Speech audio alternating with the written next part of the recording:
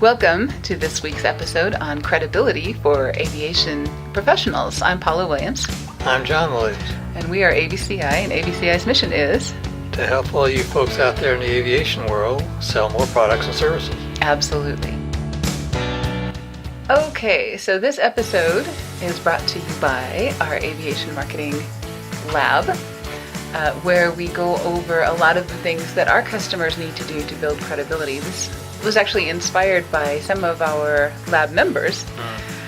Just about everybody in the industry, I think, has some reason to feel that maybe they are not as credible as their peers, and everybody feels this way, so it's kind of an interesting phenomenon, right?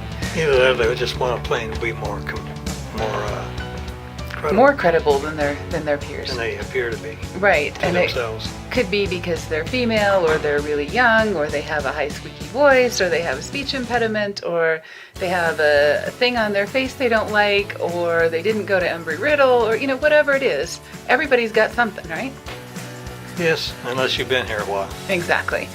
And even if you have been here a while, you'll notice that some of the folks that get all of the attention are not necessarily the people who have the best credentials and are the most qualified. They're often the ones that are perceived to be the most qualified, right? Exactly. Okay. So today we're going to talk about how you get to be perceived as being credible and some of the things that you actually do have control over, right? Absolutely. Okay. So I'm going to start with a short story, and John, you remember this story because this was in a mastermind group that we were in, right? Okay. There is a doctor who actually is a board-certified ear, nose, and throat doctor who's in one of our mastermind groups. True. And he heard on the subway in the row behind him a mom with a kid who had a cough. And of course, this is a person who has millions and millions and millions of hours. And lots of patience.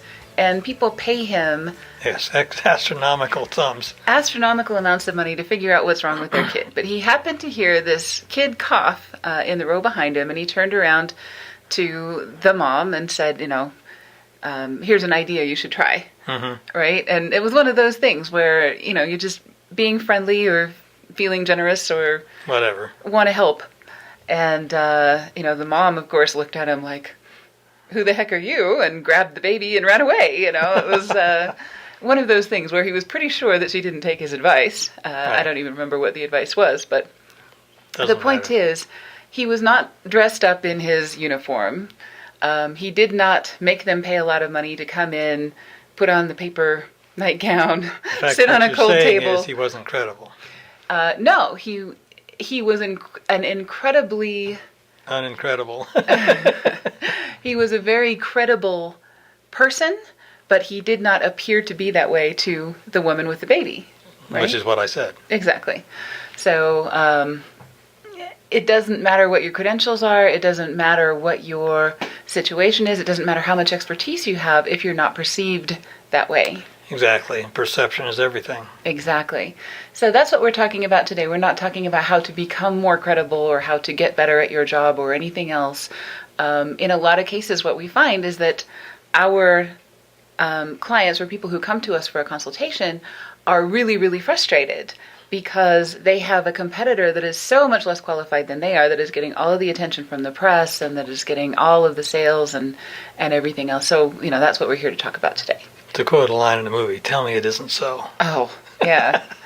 It is not a meritocracy out there. No, not at all. As much as we would like it to be. Okay, so why is credibility important? One, to be a step ahead in any negotiation before you start talking. Mm-hmm. Okay? To place yourself ahead of the competition without mentioning them. Even better. Okay. And then the third thing is to reduce sales resistance by helping prospects understand that you know what you're talking about. Exactly. Okay. So, since we have done some of these things, our sales have become much, much easier. And it's because we are positioning ourselves in the conversation differently than our competitors do. Yes, that's true. Okay.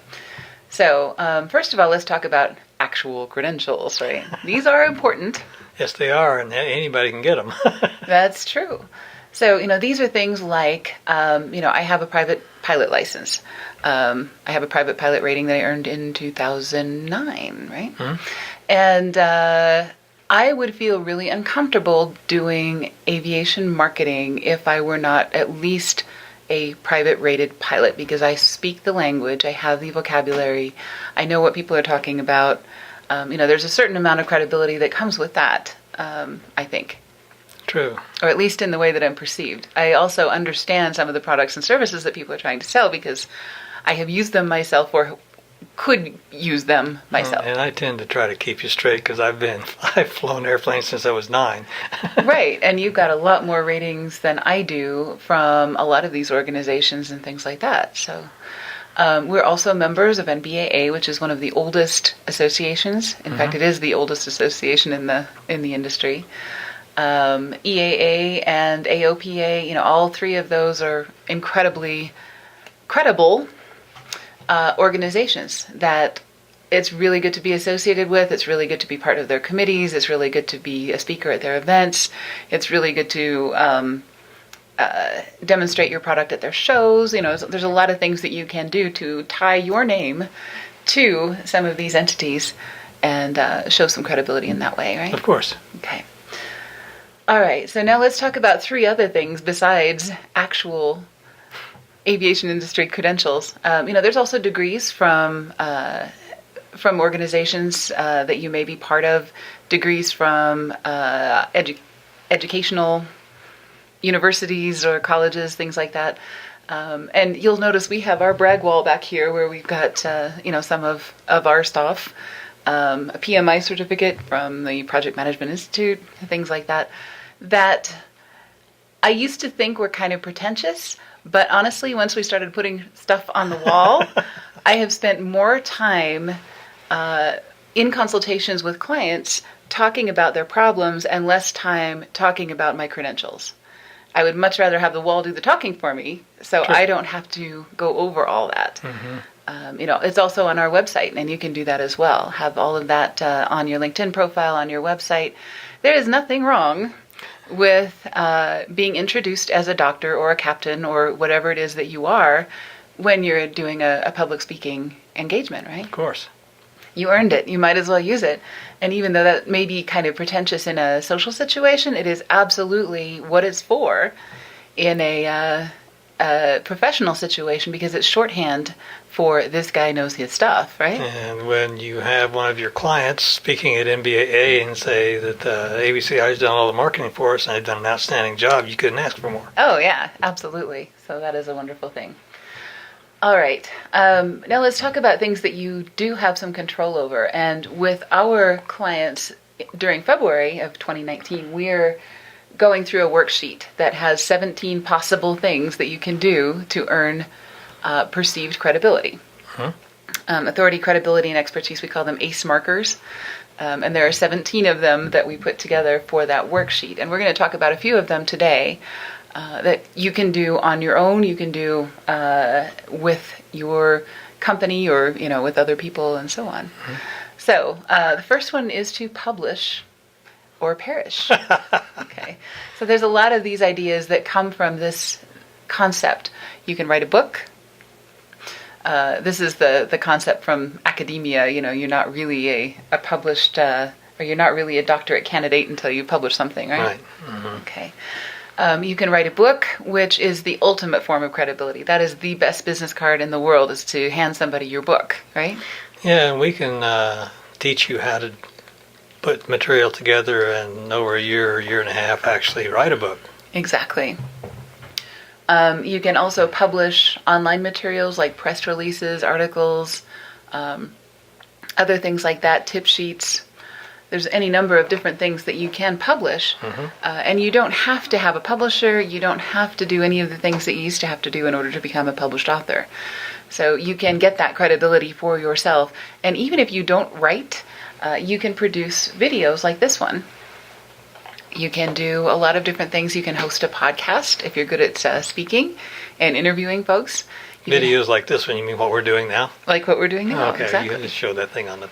Well, okay, videos like this one, where, we're sitting in front of a camera and talking. It is terrifying, but it is very much worth it, right? It's not so terrifying after the few No, after the first 2 or 3, you just realize it is what it is. Exactly. And so there are lots of ways that you can publish. So if you're not a writer, you can think about audio, you can think about podcasts. If you, want to just sit in front of a camera and talk, there are a lot of people that do a very good job of that. Whatever their specialty is, they do a 5-minute weekly tip of, here's one thing that you need to know about aviation insurance, or about buying and selling aircraft, or about this particular safety concept. Whatever it is that your specialty is, you might as well do a consultation and record it, right? Right. Okay, so publish and perish. Those are some of the ways that you can... Publish or perish. Publish or perish. That's what I said. You said and. Oh, publish or perish. You don't want to perish. That's right. Okay. Those are some of the ways that you can earn credibility. Another one, or another set, are to join or build a tribe. So when I'm talking about tribes, I'm talking about those associations and committees and other kinds of things. Often the first question that prospective customers are going to ask you or me or anyone else is, what have you done? And the second question is, who have you done it for, right? Or who do you know? Right. And who do I know that knows you? Because aviation is a small town. Yep. So if you are the chair of a committee, even if it's a very small and detailed committee for one of the organizations, or a local group that has to do with aviation and things like that, or part of your Rotary, or part of your Chamber of Commerce, all of those things add credibility for you, right? Yes, they do. Okay. Having other people write about you, and you can do this by requesting reviews. That's the simplest way to get other people to write about you. Another way is to have us do a happy customer interview, which we turn into an article or a video or, whatever format that needs to take for the objective we want to accomplish for you. Asking for reviews, that's always a wonderful thing. Earning industry awards. There's a lot of industry awards that don't get very many nominations. So, if you hear about one that sounds like a good fit for you, go for it. Throw your hat in the ring, absolutely, or get someone to throw your hat in the ring for you. Get them to nominate you, right? Yes. We do that in our group. Right now we're looking for 40 under 40 people. So I have the somewhat embarrassing task of guessing which of our lab members is under 40, because they're all gorgeous, of course, but some of them are actually under 40, and some of them just look it. So anyway, if they're eligible for the 40 under 40, we're trying to put together some applications for the NBAA YoPros awards right now. And there's lots of those kinds of awards. You don't have to be under 40. You could be, the Lifetime Achievement Awards for aviation maintenance. There's a lot of different organizations that offer those kinds of things, right? True. Okay. Volunteer for committees, as we talked about. Form strategic alliances so that you can say that you work, especially if you have a very small and unknown company. Form a strategic alliance with a larger one that everyone's heard of. And then you can borrow their credibility as well, right? True. Okay. Become a partner of And that's GE, not as difficult as it sounds. Right. Become a partner of a larger organization. Okay. And then the last set of these is really to look and sound the part, right? Now, we're all in the aviation industry, so we understand what the uniform means. We understand what those 4 bars are. But we also know that if somebody looks like they're really well put together, they've got an ironed shirt, they're, they have a clean uniform and everything else, and we know this guy probably stayed in a Holiday Inn last night, right? And is more prepared than anybody else because that gives him an advantage.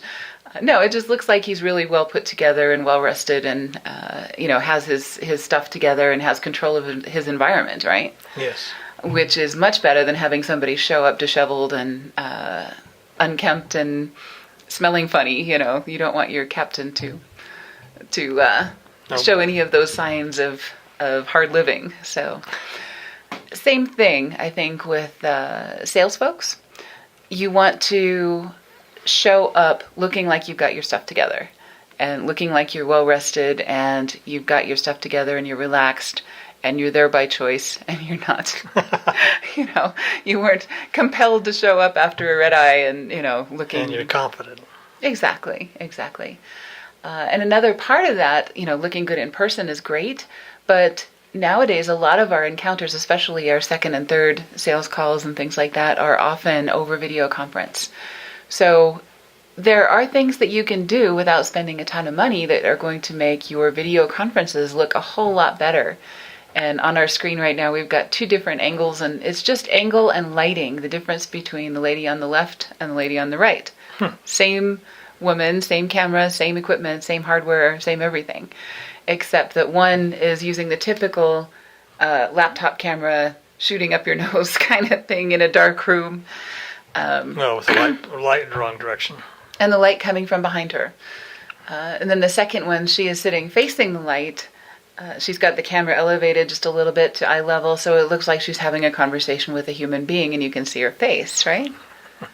That's always a plus. Well, but we talk about that with all of our clients and give them suggestions because we have video calls. Exactly. And you don't have to be a movie star, you don't have to be aesthetically perfect or anything else. I mean, nobody is. I mean, we aren't. No, but... well, you may be. Oh, that's very kind of you. But having some of those little advantages really make a big difference in the way that you're perceived and the way that your credibility helps you or hurts you. Mm-hmm. Okay, so once again, you may think, well, this is an awful lot of work, and why should I do all this? 3 reasons. 1, to be a step ahead in any negotiation before you start talking, right? Mm-hmm.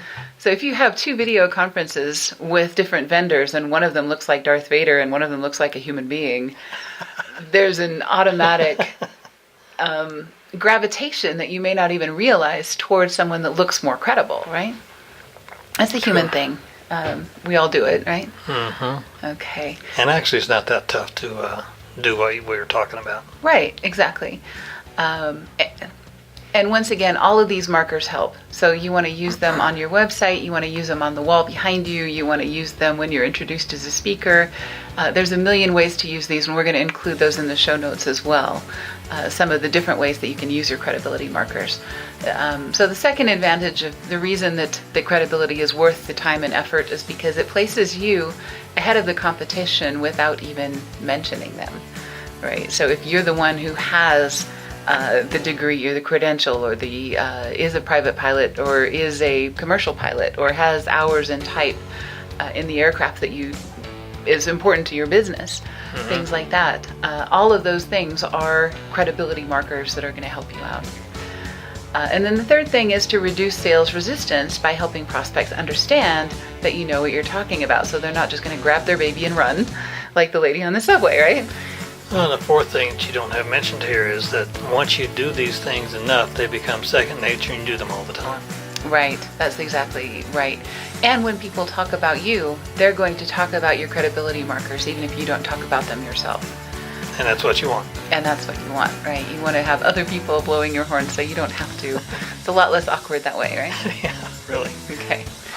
Cool. So once again, this episode is brought to you by our Sales and Marketing Lab. And in February, that's what we're doing with our clients, is going over that list of credibility markers and picking out 2 or 3 that make sense for that person for this month, and trying to get them a step closer to acquiring those credibility markers and also using them in the most effective possible way, right? True. Okay.